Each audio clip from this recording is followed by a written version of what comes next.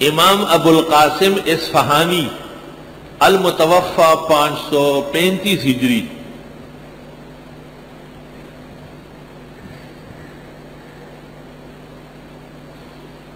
30 جلدوں میں تفسیر لکھی ہے۔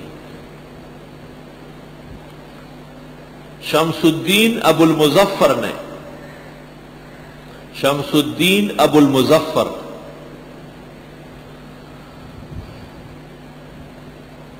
المتوفى 654، 30 جلدوں میں تفسیر لکھی۔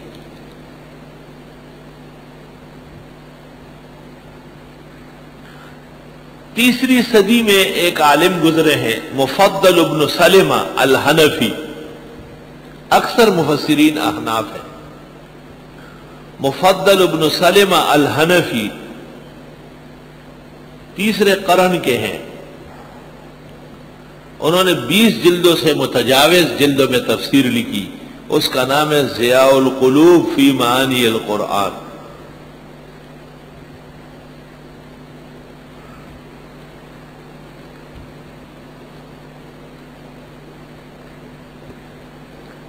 ابو بکر محمد بن الحسن انصاری، ابو بکر محمد بن الحسن الانصاری النقاش، 12,000 صفحات میں تفسیر لکھی ہے۔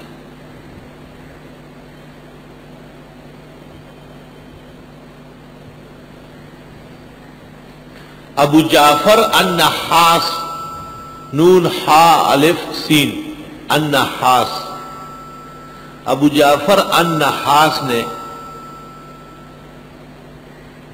علوم قرآن میں 120 جلدیں لکھی۔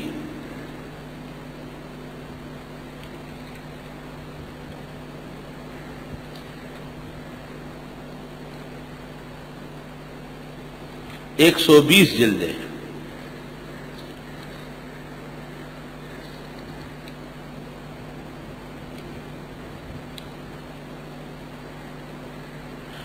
یہ مفسر فوت ہوئے ہیں ابو جعفر النحاس 388 میں۔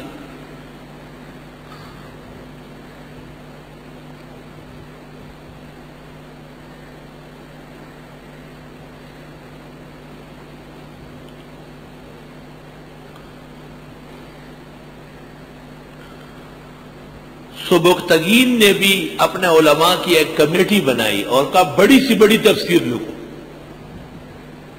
کہ میرے دور کی تفسیر سب سے اونچی ہو جائے۔ سبکتگین محمود کے والد ہیں،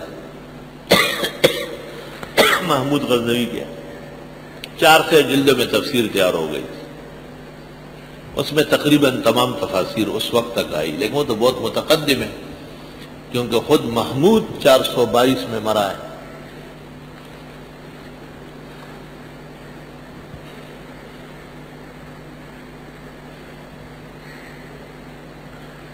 امام ابو الحسن الاشعری، امام ابو الحسن الاشعری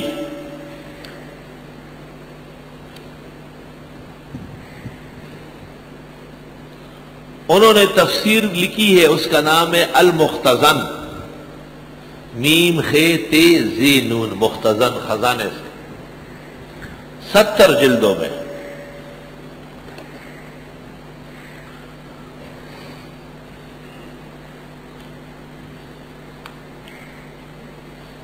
قاضی عبد الجبار حمدانی نے تفسیر لکھی ہے المحیط کے نام سے، 100 جلدوں میں۔